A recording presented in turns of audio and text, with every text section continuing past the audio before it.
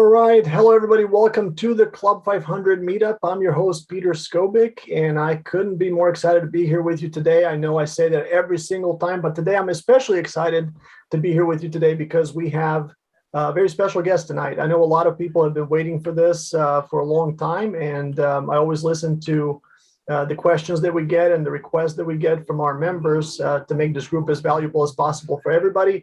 And this time we actually do have a real estate attorney on the call with us because you guys have been requesting it for a few months now. And I thought, what a better way to get this started than to have the lawyer on today. So we have Edward Schenkel with us tonight. He is with Jacoby Case and Speranzini out of Connecticut. And he'll be answering some of the most frequently asked questions that we get in our group and real estate investors ask most frequently. So I'm sure that Edward, I'm sure you've been asked these questions at every barbecue that you went to in the last 20 years. Not a problem. All right, perfect. Yeah, so everybody has the same things. And, over the years that we've been doing our Club 500 meetups, we started in Newport and we have multiple chapters now in California and one in Atlanta. And we've been kind of talking about the same thing and hearing the same patterns. A lot of times we hear folks who, attended some guru program or something, and they'll say things that are just plain wrong when it comes to real estate law. And I'm hoping that we can dispel some of those myths today because a lot of folks are getting exposed legally unnecessarily where they really shouldn't be. So Edward, welcome to the call. We're super excited to have you here. And can you tell us a little bit more about yourself? Yeah, sure. And first and foremost, thank you very much for having me. It's an honor and pleasure to be here with Club 500 and all of your members. I've been also looking forward to it. So yeah, as you mentioned, I'm a real estate lawyer at Jacoby Case Speranzini in Milford, Connecticut. We also have an office in Virginia. I've been practicing law for about 12, 13 years. My focus is on real estate transactions, and also I have a litigation practice with a focus on real estate related issues and commercial issues. And I would say my quote unquote subspecialty is working with real estate investors. And I blog on real estate investment legal issues. I work with a lot of real estate investors, investment teams, and address a multitude of investor legal issues, ranging from just closings and acquisitions, from anything from a small condo to a large apartment building to a strip mall, forming holding companies, forming partnership and operating agreements, joint venture agreements, dealing with land use and zoning issues. And our firm also has a strong environmental practice if there's ever any environmental issues. So that's my background in 30 seconds. Perfect. All right. Yeah, no, we're excited to have you because of that. I know a lot of most cases that you are involved in are a lot more complex than what we are going to get into tonight. Tonight's going to be pretty easy, but no super problem important for us. Yeah. By the way, I work with everyone from first-time home buyers to clients that own 1 million square feet of real estate. So there's no such thing as a beginner question or a silly question. So I don't mind at all. Perfect. Okay, so we'll just jump right into it. First, I wanted to mention to everybody that any questions that you have for Edward are very welcome. Please put them down in the chat box below. So you guys can put the questions down anytime, and I'm going to be reading them a little bit later as we get through some of my initial questions. We had some questions before on Facebook that were asked, so I've added those in here as well. So yeah, please use the chat box, and your questions will be answered towards the end of the call. All right, so let's jump right into it. So the first question I wanted to ask you that I get the most often from all of our members, and I sometimes play, a fake attorney, and I'm not supposed to do that. But today we do have an attorney on the call, so let's do it. So do I need an LLC to begin investing in real estate? That's the most frequent question that I get. So it's not required, but from a legal standpoint, I always recommend forming an LLC and holding your investment property in an LLC. And the reason is it protects you, it protects your personal assets from exposure to a lawsuit. And an easy example to walk through, an example I use with clients is, let's say you own a duplex and you hold duplex in your personal name, so say John Smith. and let's say there's a slip and fall at the property, or a tenant gets hurt, and there's a lawsuit, and goes to court, and there's a $100,000 judgment at the end of the day. Your personal assets are exposed for the amount of that judgment, $100,000. That's scenario one. Now, scenario two is the real estate, that property is held in an LLC, and there's a lawsuit, the same lawsuit, $100,000 judgment. They can only go after that property as the asset, because the LLC owns one asset, which is that property, and that's the only asset that's exposed. And your personal assets are protected. There's some very narrow exceptions. The example works better with $1 million judgment, because let's say the property is worth, $150,000. In that case, it becomes, you see the benefit a lot more with $1 million judgment. So to walk through the $1 million judgment, if there's $1 million judgment and you own the property in LLC, the maximum, the one asset they can get is the real estate, which is worth $150,000, and the delta, $850,000. They can't touch your personal assets, so you're protected. So maybe that's a better example. Okay. So I always recommend using a limited liability company.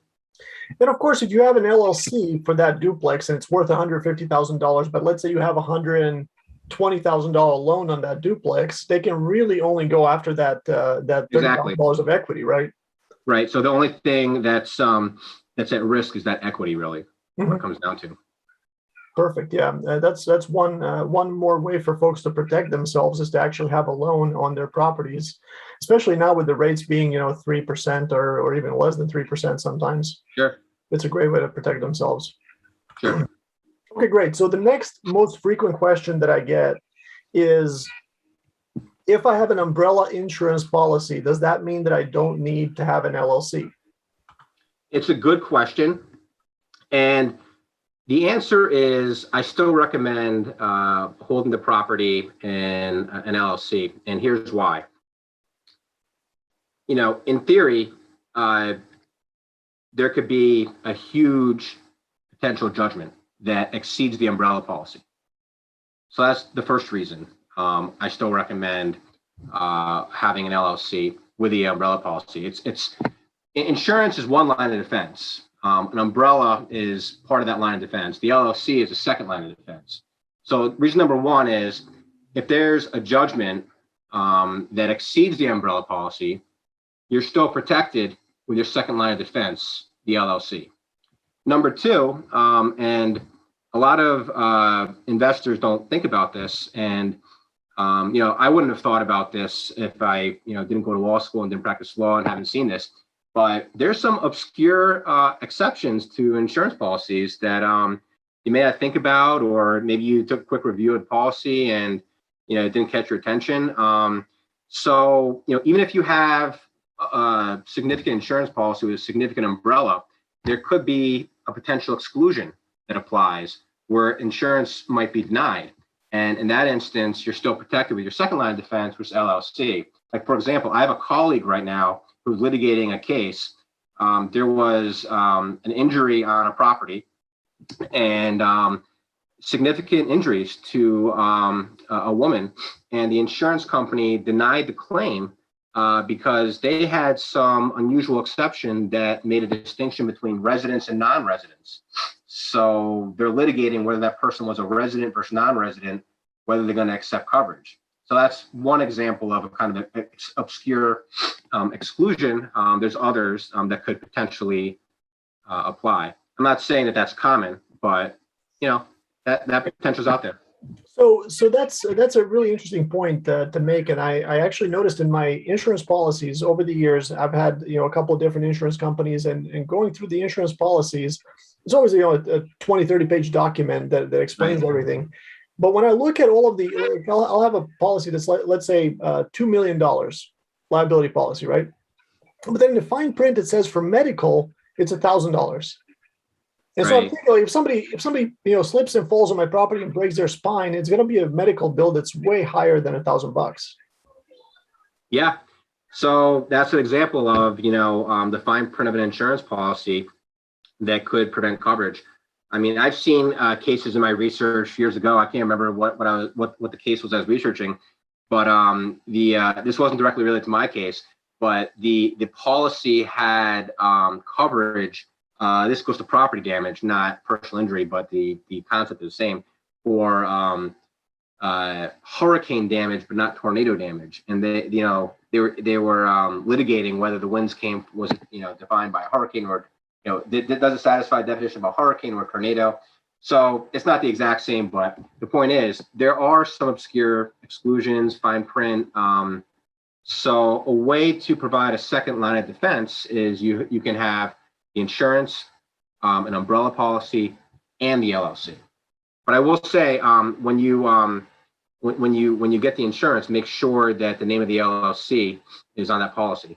And I always tell clients as well, if the insurance company will add you personally, your name personally and the LLC, if the insurance company will do that as covering both you individually and the LLC to do that, but not all insurance companies will do that. Okay. And I remember a lot of property management companies require to be added as an additional insured on there as well. That's true too. Usually you see that for bigger acquisitions. But some property management companies require it for your typical duplex or threeplex. So yeah, if the insurance company will allow the addition of the property management company, of course, it's a good idea. And I've noticed that a lot of times, or all the time, it really didn't change the cost of the policy at all. Adding your own name, adding the LLC in there. No matter who I added, it didn't change the name of the cost of the policy. So that's been very nice. Mm-hmm. Sure. Good deal. Okay, so that brings us to my next question, which is I've seen a lot of folks come through our club over the years. They'll go to a guru program and they'll tell them you need to do things this way or that way, or they'll go to an attorney and I feel like sometimes they'll get upsold on some things, and I wanted to ask you a couple of questions about that. So first question is, should I have a separate LLC for each one of my properties? That is a very good question. And I think if you're a real estate investor and you have that question, or that, we'll call it a quote unquote problem, you're probably in a good situation because you have multiple properties now, and now you want to talk about how to best protect your assets. And it's a simple question, but it's not a simple answer. Mm-hmm. And strictly from a legal standpoint, let's say you have, just to keep it easy, 4 properties, okay? And you ask me that question. Strictly from a legal standpoint, it makes sense to have all 4 properties in separate LLCs. Property 1 LLC, property 2 LLC, property 3 LLC, property 4 LLC. That will provide you with protection.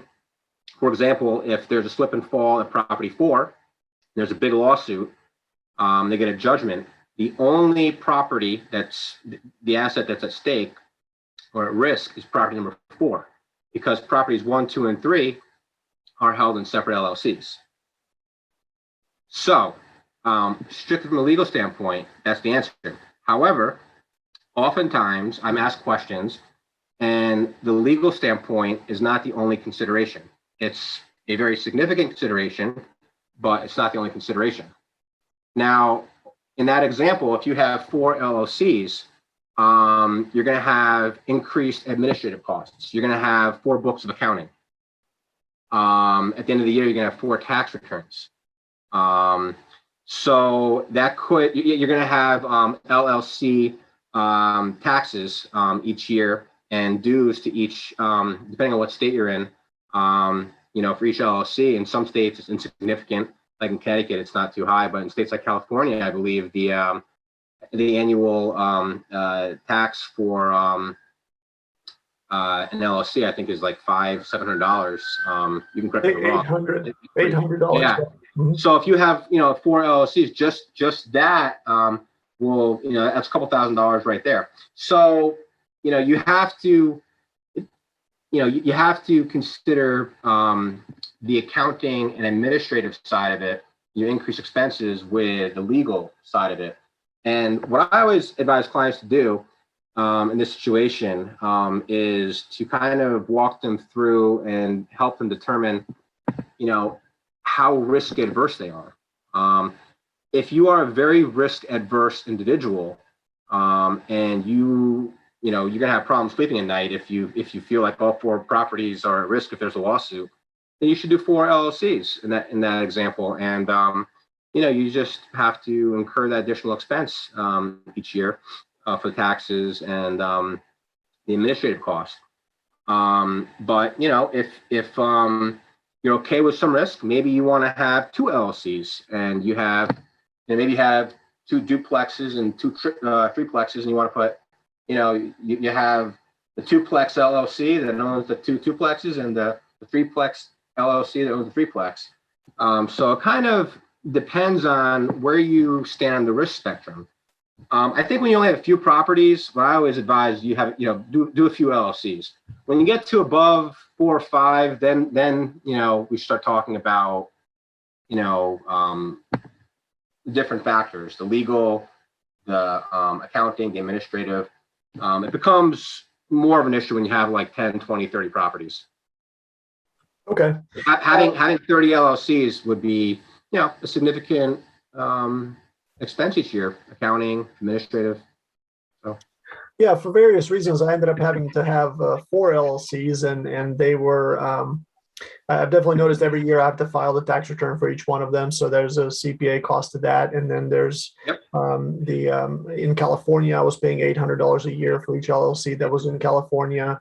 So that definitely does add up over time, and then you have to have the liability policies on them and so forth. That's true too. And then one factor may be on what state you own your properties in. If all your properties are in California, versus Connecticut, or I know Wyoming, I think is a very low cost, just off the top of my head, annually. That may be a factor too. I always recommend Wyoming. I probably shouldn't recommend anything because I'm not an attorney, but just from when people ask me, what do you do for your LLCs? Currently, I'm trying to do as many as I can in Wyoming because they have extremely high, extremely strong asset protection laws. And I think it's $50 a year or something like that to maintain. Mm-hmm. So, okay, let's see here. We have one of the questions from a member that I feel is pertinent right now, so I'm going to read it right now. And that question was, what are your thoughts on series LLCs? That's a really good question, and it kind of dovetails into what we just spoke about. Mm-hmm. Now, the series LLC is an interesting concept, and I know that it's discussed a lot in investor circles and on blogs and on forums. And my answer to that is it depends on what state you're in. And it's probably not the best answer, but it's my most honest and accurate answer. And I'm going to tell you why. First of all, for the listeners who don't know, a series LLC, at least in Connecticut, there's a recent Connecticut statute that allows for series LLCs. It's basically the way to set up a number of companies and not have to pay annual fees for each company. And the statute specifies, what you need to have in the operating agreements to make them separate. They're all affiliate companies, but there is some language about they're separate companies and they're treated separately and so forth and so forth. Now, I've been asked a few times in the last couple of years if I advise setting up a series LLC in Connecticut for multiple properties. And my answer is no. And the reason is because in Connecticut, it's a very new statute, and I don't mean to speak negatively at all about our legislature. They're fine people, but this statute is very confusing. And I don't think that it does the best job in articulating that every entity is separate and what needs to be in the operating agreements of each entity to make it separate. And, so with that being said, my concern is if you use the series LLC statute, you create a few LLCs. Let's say my previous example, you have property 1 LLC, property 2 LLC, property 3 LLC, property 4 LLC. And there's a big lawsuit on property 4, and it goes before a judge. It's very confusing if you don't have the right language, and this is a new statute for the state, and it's risky in my opinion. That it's going to protect property 1 LLC, property 2 LLC, and property 3 LLC. So my advice, at least in Connecticut, is until there's clarification or amendments to the law, just have 4 separate LLCs. With that being said, in other states, there may be crystal clear statutes and very, very clearly defined and case law to support, that when you set up a series LLC, everything's treated differently. You can't touch the assets of the other LLCs. So, in other states, it may be a better option, especially if you have like 20, 30 properties and, you don't want to be stuck paying the annual fees for 20 and 30 properties if the statute says that, you just pay 1 fee or 2 fee, whatever the fee is. The intent is for this type of situation where you have, a big company with lots of affiliates, or like, a big real estate company that owns lots of real estate, and they want to make the state more business friendly. So they create this series LLC to reduce the annual fee burden. So I get that, and I think it's a good thing, but I think it just depends on the state, depends on the statute. And if my advice is that if it's anything but crystal clear, don't use it. Just have separate LLCs. Makes sense. Yeah. So a lot of times, I guess legislators writing the law are not attorneys, and then the attorneys have to kind of see, okay, what do we do with this? And the law has to stand the test of time, and it has to be tried before you can actually have some precedent to see what happened in that particular case, right? Yeah, because like in the example of the $1 million judgment, is it worth the risk? And like I said, unless it's like crystal clear statute and it's been supported by the courts, I would say just use separate LLCs. What about having when you have separate LLCs, is there a benefit to having a holding company holding those LLCs? Let's say, maybe I have a LLC in California and I have an LLC in Alabama. Is there a benefit to having a Wyoming holding company for them? And in what case would that make sense? That's an interesting question. So strictly, this is also a mixed accounting and legal question. So maybe your next guest might be an accountant who maybe have a different opinion on it. And honestly, sometimes, the legal perspective is different than the accounting perspective, kind of like the example we discussed before with the multiple LLCs. And, it's sometimes the client, the accountant, and the lawyer all get together. We say what makes sense, But so your question may have accounting benefits to have a holding company and have some type of, contract or relationship between the holding company and the subsidiaries. But strictly from a legal standpoint, the answer is no, in my opinion, because, you want to isolate those LLCs as much as possible. Because if there's a lawsuit, you want to make sure that the only asset at stake is that one piece of real estate that LLC holds. So like in your example, if there's, let's go back to my example. I think it's easier. You have 4 LLCs, okay? LLC 1, 2, 3, and 4. And let's say you have a parent company that maybe is a member of all 4 LLCs, or it's, there's an operating agreement of that parent company that says that all 4 of these companies are subsidiaries and, so forth and so forth. That connects that parent company with those 4 LLCs.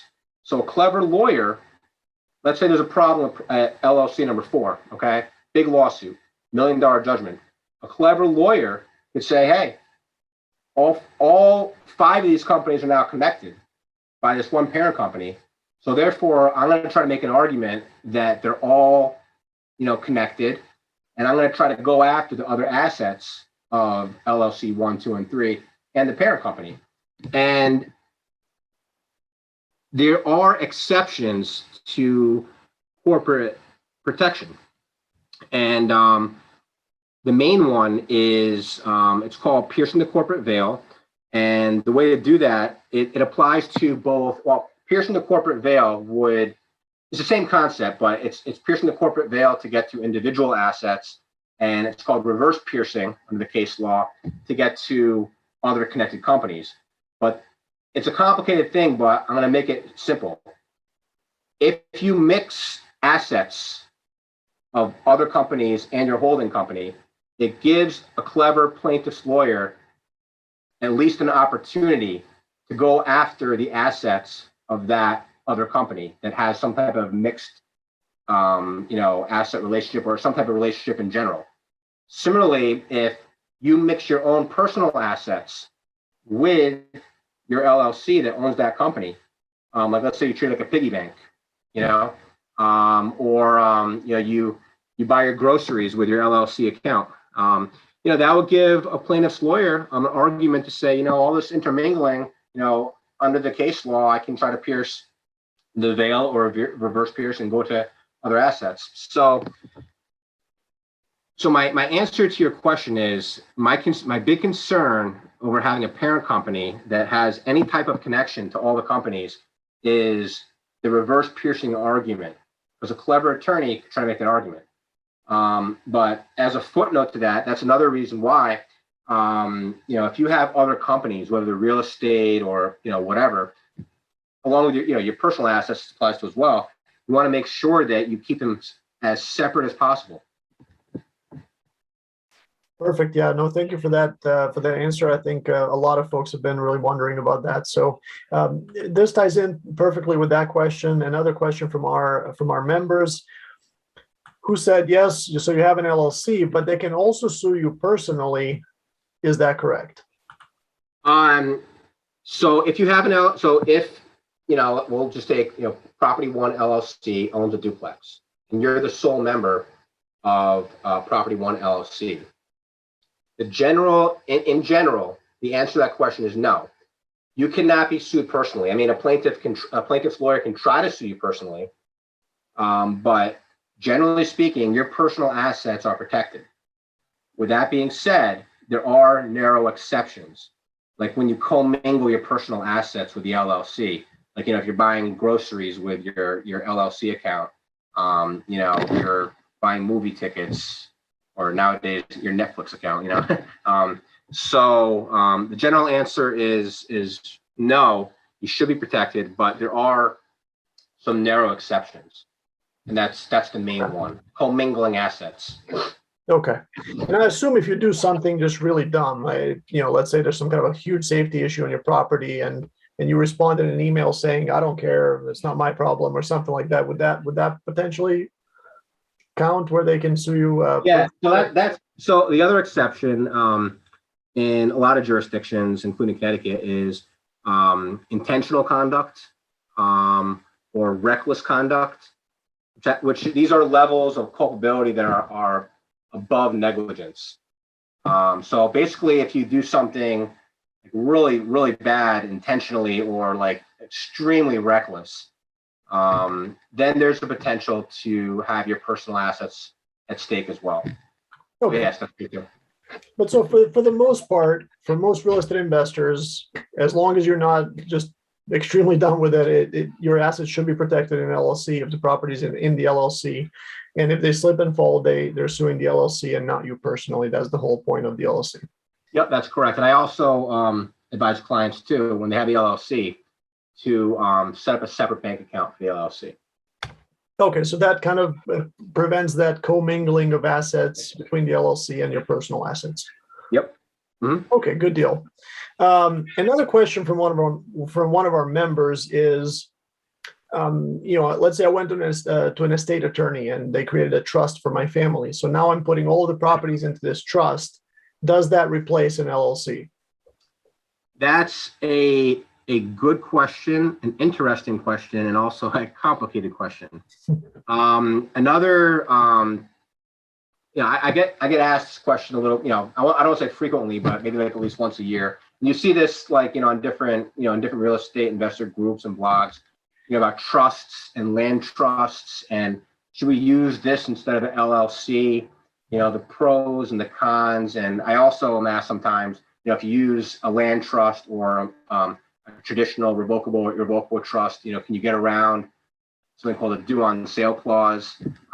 So I advise clients not to use trusts. The first reason is setting up a trust can be very complicated.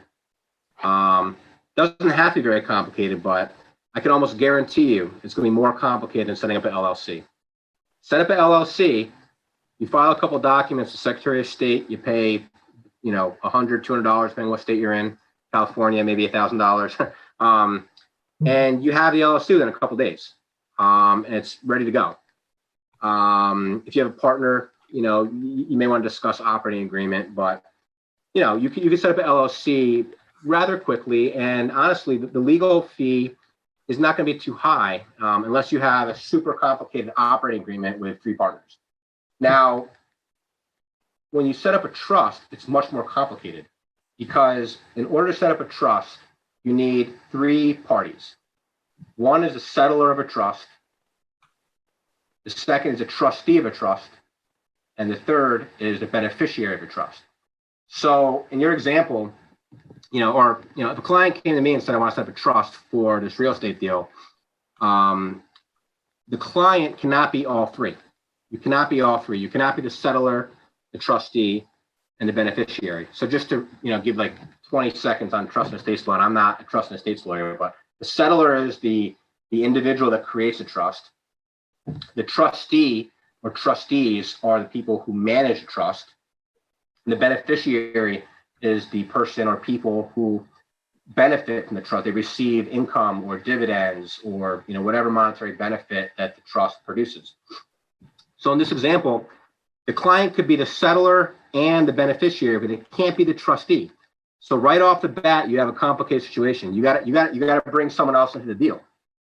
And maybe you have a trusted spouse or a good friend or an uncle or a dad or a mom, but you got to bring someone in to be a trustee.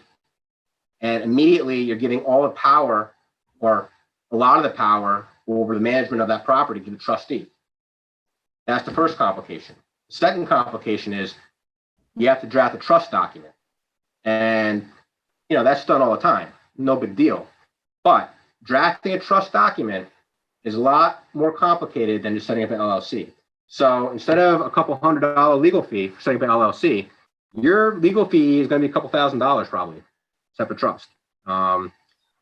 So that's the initial complications with setting up a trust. Now, with that being said, does a trust provide you any additional protection? That's a complicated question, and I'm not really sure it does. It provides you, the legal analysis is different. And I don't claim to be an expert on trust and estates. And I've been involved in trust and estate litigation, but I've never dealt with this specific issue. But it's a different process. Let's walk through an example. Let's say, Property One LLC. Property One is held by land trust. A land trust. Okay. And there's $1 million lawsuit, $1 million judgment. Now, there's a mechanism under the law where that plaintiff can step into the shoes of that beneficiary and get all of the benefit that beneficiary was getting from that property. And there's also a legal mechanism where that plaintiff can try to go after that real estate as well. I think the first step is you step into the shoes of the beneficiary, and then you have to overcome some standard. I don't know off the top of my head, to be honest, to get to that real estate. So there is a process. Whether it's a more difficult process or easier process than an LLC, it might be a coin flip. But to be honest, my biggest concern would be judges deal with LLCs all the time, and they understand piercing the corporate veil and LLC protection, and they understand how it works. Most judges in Connecticut are, they have a commercial background or a civil rights background. There aren't a lot of trust and estates lawyers that, are appointed to the bench. There are some, but I guess what I'm getting at is I would be concerned that if this ever went before a judge, they would get confused. And, confusion is not necessarily your ally. So that's a concern. And also too, I've been asked before, if you have the property in a trust, or if you convey the property to a trust, does that somehow get around the due on sale clause? Which, for your listeners who don't know, a due on sale clause is a provision in a note and mortgage, says you can't transfer the property unless you have the bank's permission. And the answer is no.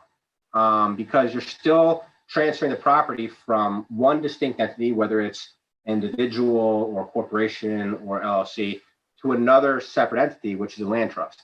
So it doesn't get around that. So in a nutshell, my advice to clients is, the land trust is a much more complicated thing. Your legal fees are going to be much higher than setting up an LLC. And I just, I just don't think it's worth it. And one more thing to consider too. You set up a trust for an investment property. How will this impact your overall estate plan? That's a big question mark. And if you have a real estate lawyer that you're working with, they probably can't advise you on that unless they also have a lot of experience on trust and estates. So to see the big picture on how setting up that trust may affect your overall trust and estate plan, if you have kids or you have assets, that can get really complicated really fast. Okay, so as a general rule of thumb, you were saying basically do not use trusts for the sole purpose of owning real estate, but for clarification purposes, you can still go to an estate attorney and create a will and a trust for your family in general. Yes, but not just for the purpose of, okay. Right. So there may be an estate planning purpose to set this up as well, but strictly from, if you're not thinking about your estate plan, maybe you don't have assets, or maybe you're single, and you're just discussing with your lawyer what's the best entity to set up for this real estate investment, I would not advise using a land trust. But like you just pointed out, there may be legitimate trust and estate planning considerations why you might want to set that up. So you would want to bring in a trust and estates lawyer to the conversation. Okay, perfect. No, I think that clarifies it perfectly. So you can still have a trust for estate planning purposes, but for the sole purpose of owning real estate, you should not create one for that. Yeah, that's my thought on the matter. Perfect. And I think the next question from one of our members: if you have a second home which you are using as an Airbnb and it's held in a trust, would you prefer or suggest that you hold it in an LLC? I think based on this answer, it definitely sounds like yes, it would be better to hold it in an LLC. Yeah, I mean that'll be my thought. Like I said, unless there's an estate planning purpose behind it. So perfect. Okay. Next question. So this also came from one of our members. It was also on my original list of questions. But what is the best way to transfer the property from my own personal name into an LLC? From my experience, at least for the first 10 properties that you buy, the lender will want to have the loan in your name personally. So the property will be in your name, at least for a brief period of time. Of course, the lenders they're not happy about you transferring it into an LLC. Technically, you're not supposed to, but that's how literally everyone does it, right? And so it's it's an interesting thing.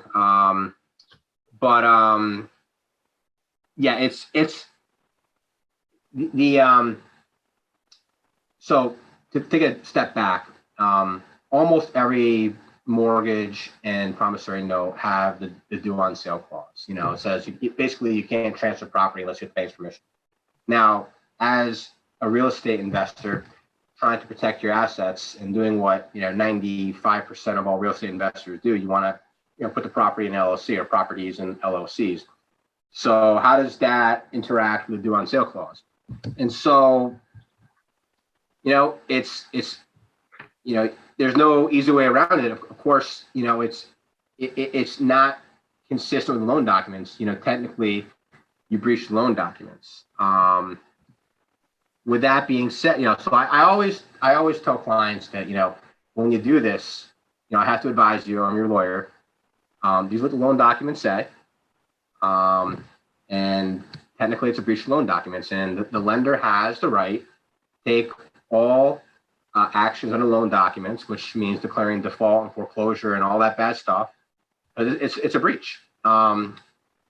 With that being said, I have had this conversation with clients before, and they still elect to proceed with the LLC and transferring the property to the LLC. I've never seen a lender do anything. As long as they're getting, their mortgage payment, as long as the security is still the same security, I've never seen them do anything. Is there one, if you went to a legal library and you scorched the earth looking for a case where, a lender made a big deal and commenced a foreclosure lawsuit because you transferred the property to LLC, you probably could find one. Google knows one. I'm sure they can find one. Sure, yeah. So the answer is technically it's a breach of loan documents. I advise my clients that, technically a breach of loan documents, you're taking a little bit, maybe a small amount of risk here. But that being said, by transferring the property to LLC, there's huge benefits. So it's up to you what you want to do. And like I said, I've never, as long as the bank is getting paid the mortgage payment, they've never done anything. So the way I've but there is a little bit of risk at the end of the day. There's a tiny bit of risk. The way I've typically explained it to our members is that, for you, the loan is a liability, but for the bank, the loan is an asset. So as long as it's a performing asset for the bank, i.e. you're making payments on it, and it's a performing asset for them, they have no reason to shut it down. Very true. Perfect. Okay. So with that being said, so if I'm transferring the title of the property from my own personal name into an LLC, should I use a warranty deed or a quitclaim deed, or does it matter? It's an interesting question. Generally speaking, it doesn't matter. Usually, what I do is I use a quitclaim deed because take a big step back here for your viewers who aren't aware of the difference between a warranty deed and a quitclaim deed. When you convey title to real estate from person A to person B and use a warranty deed, person A gives person B a warranty deed. Person A is giving certain warranties to the title, that all the liens have been disclosed, that there's no undisclosed liens, that they actually own the property, they have good title, and that they will defend any lawsuit that challenges bad title of the property because they're issuing you a warranty deed. And essentially, it's kind of like in a way, it's like a breach of warranty action if something comes up with the title. So that's a warranty deed. And when you buy a home or you buy a proper investment property, arm's length deal where no one knows each other, 98% of the time you're getting a warranty deed. That's standard. Now, quitclaim deed has the same effect of transferring title of the property from person A to person B, but you don't get any of those warranties. Okay. So usually when you use a quitclaim deed, usually it's between family, spouses, that kind of thing. But also too, it's used when you convey the property from yourself to an LLC. Because if you think about it, like let's say you're setting up a single member LLC. Peter is transferring the property to Peter LLC. It doesn't really make sense for Peter to issue Peter LLC all these warranties. Because is Peter LLC gonna sue Peter if there's a title defect? So if I'm having a bad day, I might. It doesn't really matter, but typically I use a quitclaim deed. Now, one thing to keep in mind, when you transfer the property to an LLC, you want to talk to your title insurance company about amending your title insurance policy so that LLC is also a named insured under your title policy. So if there is some title defect, someone comes out of the woodwork with their grandmother's deed, so this is really my property. You want to make sure that you don't give title insurance a reason to not deny the claim. Mm-hmm. So there's a lot of title insurance companies, they just allow you to you do an amendment to title insurance policy and you add the LLC or you replace the LLC with your name. I think I think even if you didn't have, that would be my advice, but I think even if you didn't have that amendment to title insurance, since you're in the chain of title and you got the policy, you're probably still okay if there's a problem. But just to be sure, you know, Okay. you might want to talk to title insurance company about that. But anyways, to answer the member's question, I don't think it really matters. You know, I usually use a quitclaim deed. Okay. Now, I guess that was the next question from one of our members. If I use a warranty deed to transfer my rental into my LLC, does the title insurance protection transfer as well? So if somebody chose to not do a quitclaim deed, but they did an actual warranty deed transferring property from themselves into their own LLC, would that then transfer the title insurance? I don't think it matters what deed you use. I think that for title insurance purposes, I think what matters is just you get the amendment. So Okay. that's the important thing. Perfect. And Yeah. most title insurance companies that I've dealt with are pretty helpful. Okay. So you know, title insurance company may have a specific answer for that depending on what state you're in. Mhm. But you know, you can typically just get an amendment. Okay. But I guess, yeah, so legally, you would definitely recommend contacting title insurance company, getting that amended. I'm guilty of myself. I've transferred all my properties into my LLC. I've never really thought about title insurance from that. Yeah, I mean, like I said, I mean, I think you're probably okay even without the amendment. Mhm. I think, you know, talking to the title insurance company about an amendment is kind of just like being very, very conservative. Yeah. Because you individually are in the chain of title. If there's a claim and you were sued, your title insurance still should kick in. This is kind of me, you know, this is like a super cautious approach, I would say. Okay. Yeah, that makes sense. All right. So next question. Speaking of deeds, and I've never heard of this, but maybe you have pocket deeds. Any problem with pocket deeds? For example, I transfer the house into my LLC, but I don't record the transfer. And this is to avoid the transfer taxes in some states and avoid due on sale clause. Honestly, I'm excited about this question as well because I have a property in Pittsburgh that I've been meaning to transfer from my name into my LLC, but there's a pretty significant tax in Pittsburgh if you transfer it from your name into the LLC. It's I don't know, a couple $1,000 or something like that I would have to pay. So to repeat the question, pocket deeds, is there any problem with that? If I transferred the house into the LLC, but I don't record it in order to avoid the transfer tax in some states? Well, let me start by saying, you know, I don't know what a pocket deed is, to be honest. Okay. It may be something unique to certain states. So I can't comment on anything to do with like what a pocket deed is. But generally speaking, not recording a deed is a big no-no. Because even if, well, again, strictly from a legal standpoint, you may save a couple bucks, but, you know, unrecorded deeds, you know, that can cause a lot of problems. First of all, you know, you want anyone searching land records to know that you own the property, or who, you know, who the legal entity or, you know, person is who owns the property. You know, second of all, you know, if you know, you convey the property to an LLC, you don't record the deed, you don't want to give any plaintiff's lawyer who's clever an opportunity to say that was, you know, that you're not protected by, you know, from the corporate protection because it wasn't recorded. I think the argument would probably fail, but, you know, it's an argument that you leave open. So unreported deeds make me nervous. I've actually litigated cases that have had unreported deeds in different contexts. So I would not advise doing any plan that has an unreported deed. But in terms of using a pocket deed, I don't know what that is, so I can't really give you my thoughts. Okay, makes sense. But overall, the one thing to take away from this is you shouldn't do a deed transfer without recording it because it's not official if it's not. And also, too, I mean, another issue is you have an unrecorded deed. You know, what happens if you lose it, or there's a fire, or it's stolen? Yeah. You know.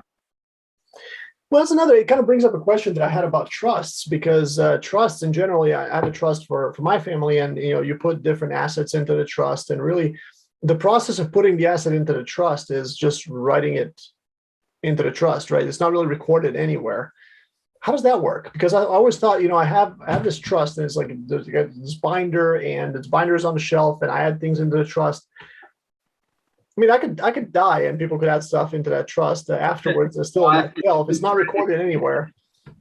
Well, it's important that your attorney keep good records of any documents that pertain to asset transfers to trusts. But what would happen is again, I'm not familiar with California or some other states, but in most states, including Connecticut, the trustees actually have the title to the property. It's called like John Smith trustee, which doesn't expose the trustees to individual liability. It's just the way it is. Mm-hmm. So that there's something called a trustee's deed that conveys title to the trustees, and in the document it references the trust. So what would happen is if there was a big lawsuit and they sued the trust, the plaintiff's lawyer has the right to use something called the tools of discovery, which means they could take a deposition or there's something called written discovery, and they could find out, what assets the trust has. And the trustees could be deposed and they have to testify under oath. So that's how that would come to light. So again, that's also another reason why you got to be careful with the trust, because when you have the conversation with your estate planning lawyer, make sure it's like a thinking long-term plan, because you set up that trust with the real estate in the corpus of the trust, then you start adding assets to the trust. In theory, those assets could be at risk in addition to the real estate. Okay, that completely makes sense. I wanted to get to some more questions. So we are right around almost about 50 minutes so far into this call. As I mentioned, Edward's here voluntarily. We're not getting invoiced for this conversation. So I wanted to I'm gonna send him for 3 hours. I'm gonna put in the mail right after this. I should have asked ahead of time, right? So yeah, I wanted to give our members a little bit of a chance as well to ask questions live. If you want to unmute yourself and ask a question, you're definitely welcome to do that. We have one. We have the last question here on chat. It looks like it's a very long one. So whoever posted that one, if you would like to ask it in person, you can go ahead and unmute yourself. I'm not going to read through all of this right now, but if you want to ask a question, you're definitely welcome to do that. If it's something that's extremely, too detailed for your particular situation, then you might have to retain an attorney. But for now, any questions that you have, go ahead and unmute yourself and you can ask a question. I would love to ask a question. Yes, Ashish, welcome to the call. Actually, Edward, you mentioned that we should have a CPA on the call. We actually did recently, and Ashish is a CPA who specializes in real estate. Go ahead, Ashish. Yep. So hopefully this will help other listener too. If you and I get this question a lot from my clients as well. If you're trying to syndicate a deal and if you have a promote, split on your, for sponsors, is it better to have your sponsor ownership a separate legal entity and have, as a general partner, pay your sponsor in another entity for a promote? So I'm trying to split the ownership and the promote and split and the general partnership management of the asset. Or do you see your clients putting everything in one entity, both promote and split and ownership of the actual equity ownership for the general partners, or do they keep it separate? And that is a very specific question. It's a very intelligent question too. So it's a good question. I will say there are different syndication laws in each state. And I'll be honest, I haven't dealt with those laws in my state in a while, so I don't want to misspeak. But I will talk very generally. I think that if you have any type of syndication, it's imperative to just have an agreement that spells out everything in detail, how it works. If the partners hold equity, if they're just entitled to a dividend, who has what voting rights, who has what say in the decisions. So that's very, very important. And that'll probably also make your job easier too. Your specific question about sponsorship and ownership, I don't want to misspeak. So I'm not sure. No, that's fine. That's fine. I know it's complicated too. So I was not sure if you have dealt with it. So that's thank you so much for answering. Yeah, but if you want to email the question to Peter, So I have it like in an email. I could think about it and do a little bit of research and get back to you in the group. Yeah, I'll reach out to you too, because I'm doing on my own deals and I need an attorney too, and I'll reach out to you so we can talk. Okay. Perfect. Okay, we have a question from Melody here. Melody says, I have someone trying to sell a property that was purchased in a tax deed sale. Next year in June, the owner would have to pay all the taxes plus interest and then some to get property back. They have already made it known that they will not be doing that. So then you will be awarded the warranty deed. I've never dealt with a tax deed situation. I'm not sure what to look for or if I should even consider this. So I've had a similar situation happen recently where there was a person who bought a lot of properties on tax auction. And I was interested in some of the properties that they bought. I wanted to buy them. As it turns out, if they're bought on a tax auction, they're not insurable. I guess the title is not insurable because technically the person could always come back and pay, which I think is the question here, that the person could come back and pay the taxes owed plus anything else that was put into the property in the meantime, and they get the property back. Is that the case? Yeah, so with actually, I do have some relevant experience. I've actually litigated cases involving tax deeds. So I think the procedure is similar in most states, where basically there's an auction. Oftentimes, you don't even have to go to court. It's just there's a bunch of notices that are sent out under the tax sale statute, and then eventually, at some point between 6 months and a year out, there's an auction. And the winner of the auction has to either provide the entire purchase price or, some type of deposit with, an agreement they're going to pay the balance at some point in time in the future. But that being said, usually there's a law that allows the owners of the property to redeem or basically pay all delinquent taxes and whatever legal and accounting fees have been incurred to date, and basically get the property back. And in Connecticut, that's 6 months out after the tax auction. And if they don't redeem, then the city will issue a tax deed to the successful bidder, as long as they have paid everything they're supposed to pay. If there's a redemption, then the successful bidders get any deposit or monies they paid back. Usually the way it works. Now, with that being said, the case that I was involved in years ago, I actually represented the city of Hartford. This is many years ago, not too many years ago. I'm not too old, but the successful bid, the challenge came after that 6 month period from the owner trying to make a very clever legal argument that he didn't get proper notice. And anyways, this was well after the 6 month deadline. But I only bring this case up because in that case, the purchasers of this property did have title insurance, and they did find a title insurance policy that gave them a policy, and this was covered, and they were appointed counsel. And it was a long case, but they eventually prevailed, and the city prevailed too, and the guy who tried to redeem lost. So I think the title insurance policy may have some additional exceptions to coverage, but you may want to talk to a title insurance company because you might be able to get coverage for a lot of things that the title insurance policies typically cover. Now, with that being said, tax deed sales and auctions are more risky because, there's a chance that the owners can redeem and some money or the entire purchase price, depending on where you are, could be tied up for 6 months. There's that. And, I think that, I think there's probably a slightly increased risk of litigation because you have someone losing their house in a very dramatic way. They didn't pay their taxes. So there's that too. So my thoughts and advice would be, one, to consult with a local attorney to see exactly how tax sales work in your state, and to have a separate conversation with the title insurance company to see what type of coverage you can get, and then that will help you evaluate the risk. End of the day, these type of deals are higher risk, but they're higher reward too. I know people who have done very well at these tax sales, and I remember this case that I was working on years ago.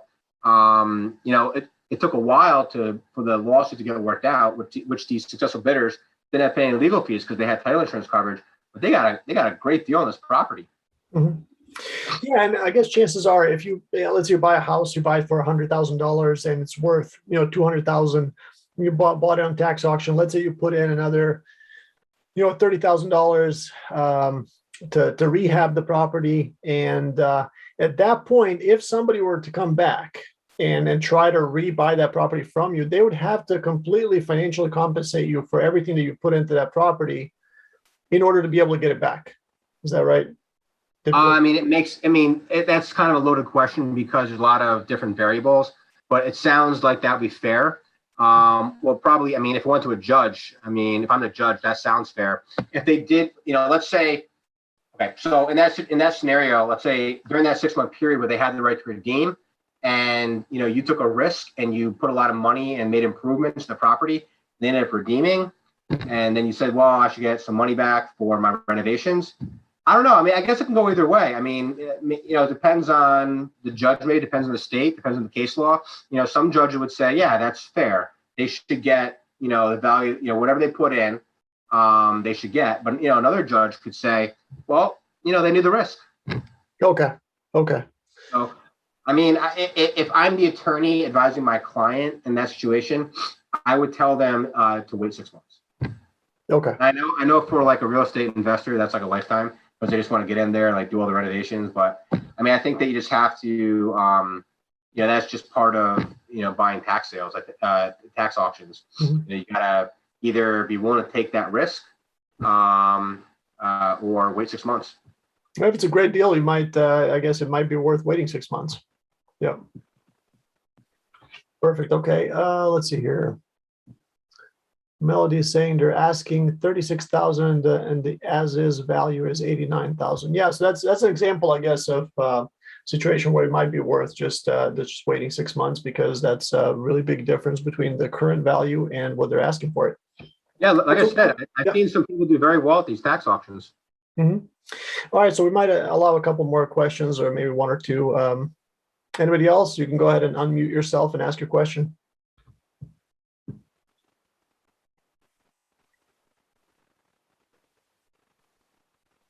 If not, that's okay as well. We can. Oh, I have a question. Yeah. Sunny. I'm right now looking at a property in Santa Ana, and I'm not able to just do the investment myself. I'm going to work along with a partner. So what do you suggest is the best way of getting to investment along with a partner? What sort of entity should be formed in order to ensure each one have its own or reduce the risk of anything? What do you suggest the best way of forming a partnership?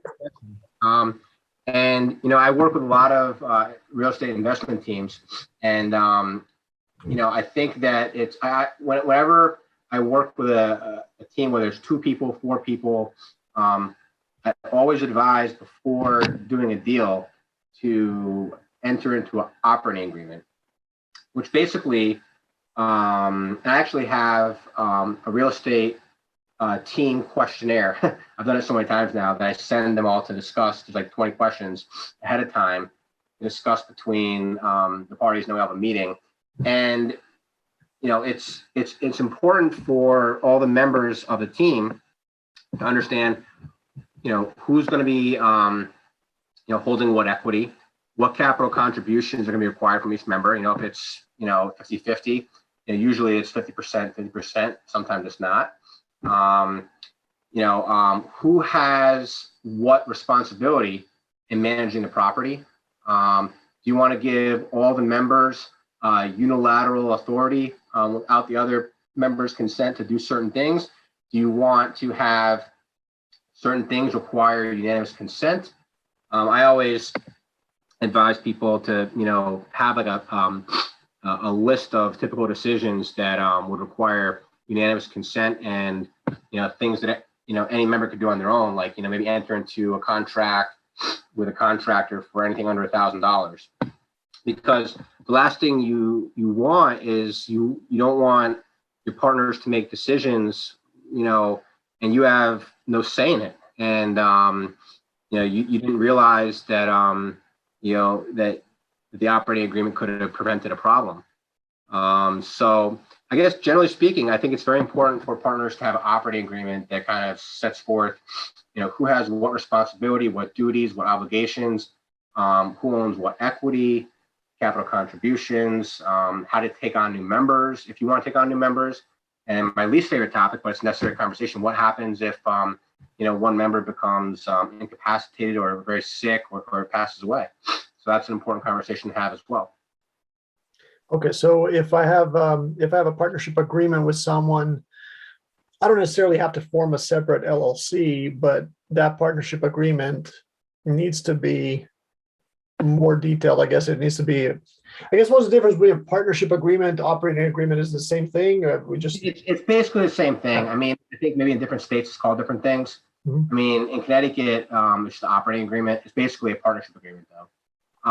But to your original point, let's say you had Peter LLC, and then you were taking on a partner for this investment, and you made Jane your partner, a member of the LLC. What you would have now, what you would do is you make an operating agreement for Peter LLC. It sets forth the rights and responsibilities and obligations of both Peter and Jane. Okay. You wouldn't have so to kind of answer your question, you wouldn't have to create like a new LLC. Okay. You could, you don't have to. Okay, perfect. Anybody else? I have a quick question. Hey, Peter. First, thank you, Edward, for all this valuable information. And I have a question regarding if someone is not a U.S. citizen, he doesn't live here, like he wants to invest in the U.S., but he's abroad.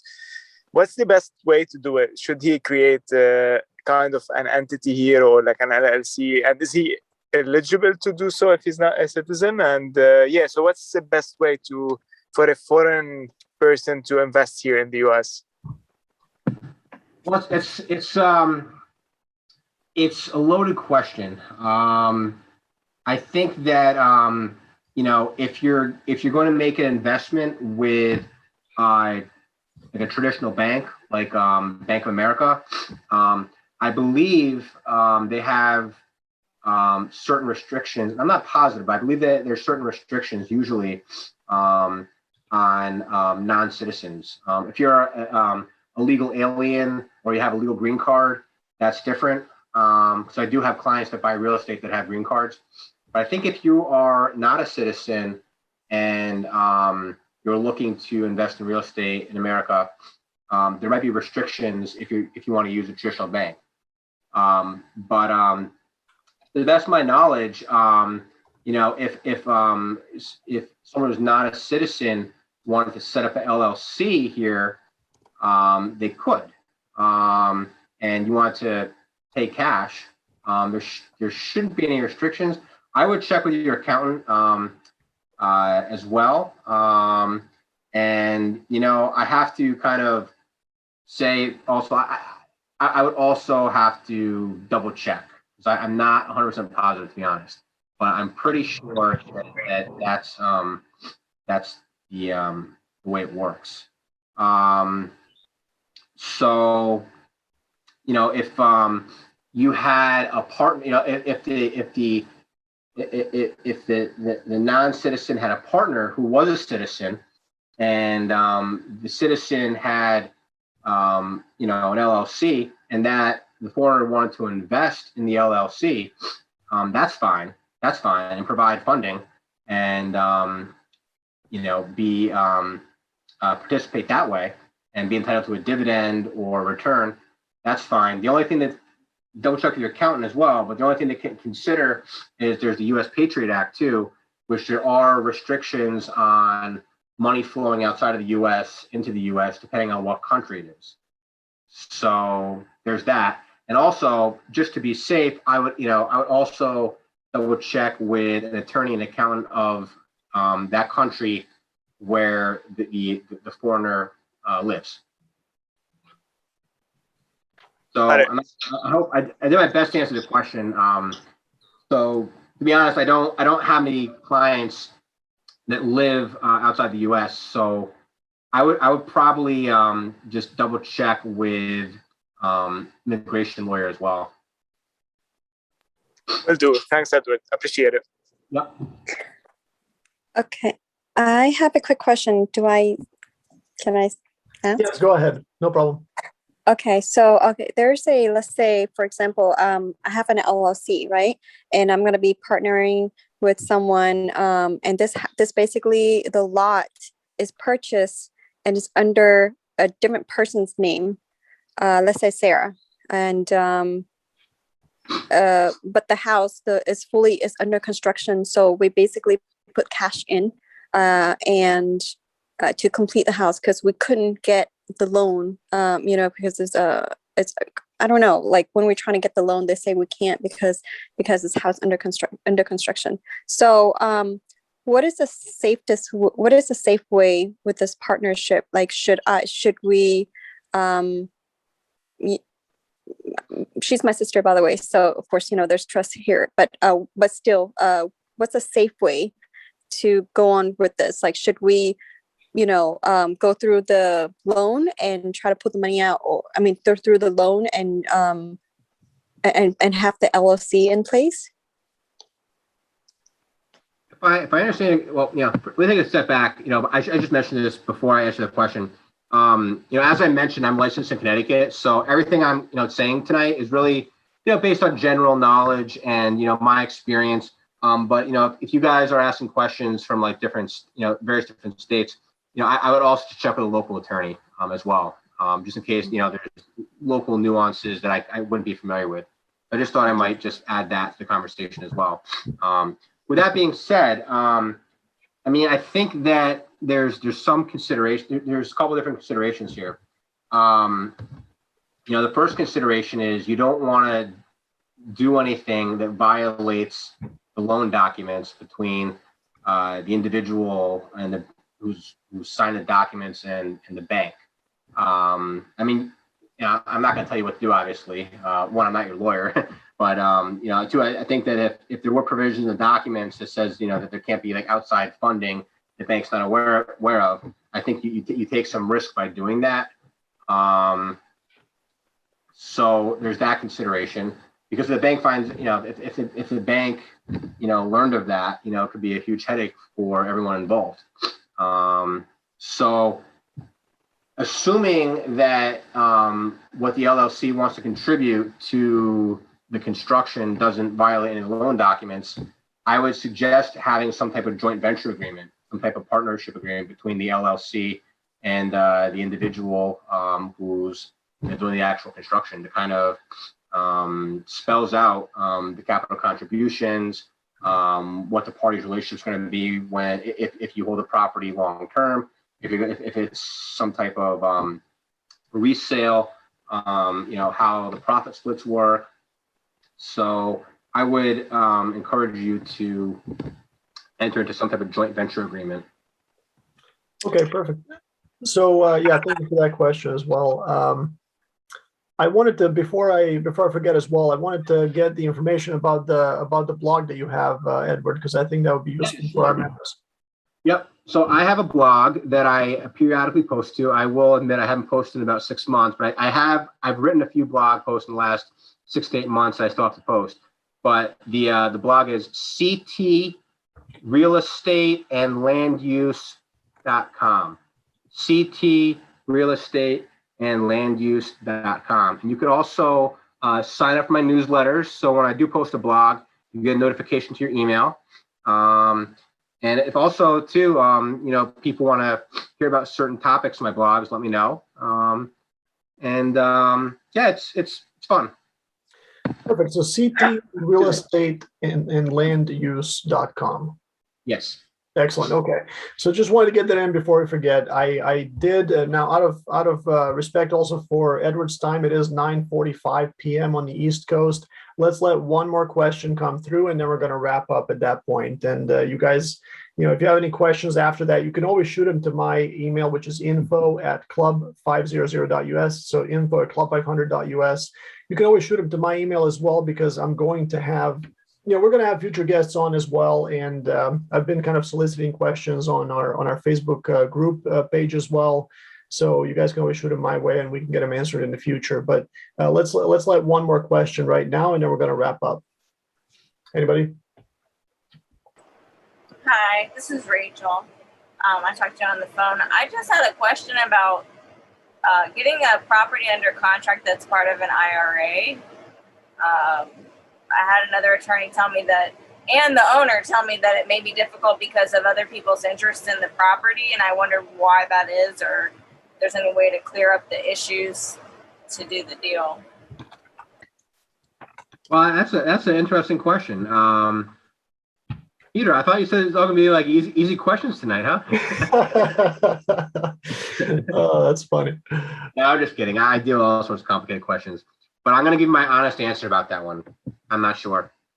I've never dealt with that specific issue, so I really don't know how to advise you on that.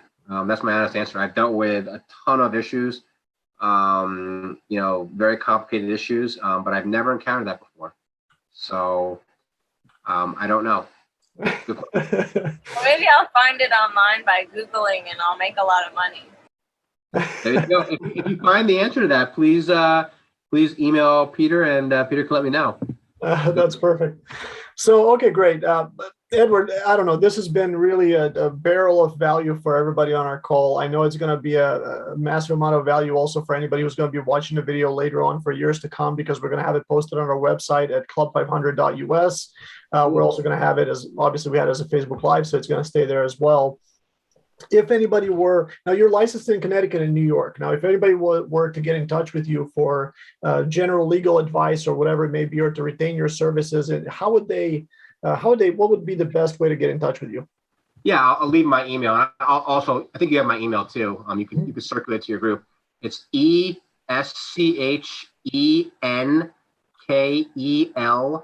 at JACOBICASE.com. Perfect. So what I'm doing, so it's Schenkel at jacobicase.com. I'm actually putting it in the, I'm putting it in here in our chat box. And of course, yeah, that's a great way to get in touch with Edward. I would say, obviously, reminder, I mean, this was kind of a free call here, but you can't really send a list of 50 questions to Edward unless you're retaining. No, it's been fun. I really, I enjoy this stuff, and I like working with real estate investment teams, and I'm a real estate investor too. And yeah, it's a cool thing too. I learn a lot too from clients, and I think it's a good way to to build wealth and build additional income. And whether you're a lawyer, an accountant, or an investor, or an agent, like you meet people from all walks of life too. So yeah, it's cool, and it was a pleasure, being on your show and meeting all the members. And I'm definitely gonna try to go to one of your networking groups if they're local enough. Oh, perfect. Yeah. Well, I've moved to New York recently, so I'm not too far away from you, but we do have every now and then we have a chapter pop up someplace else in the U.S. So I'll let you know if there's one in Connecticut. So thank you again for being here. Thanks everybody who's been on the call. Edward, just a massive amount of value. Thank you for providing that, and we'll be in touch. Great. Pleasure being on. You guys have a great night. Take care. Have a good night, everybody. Bye.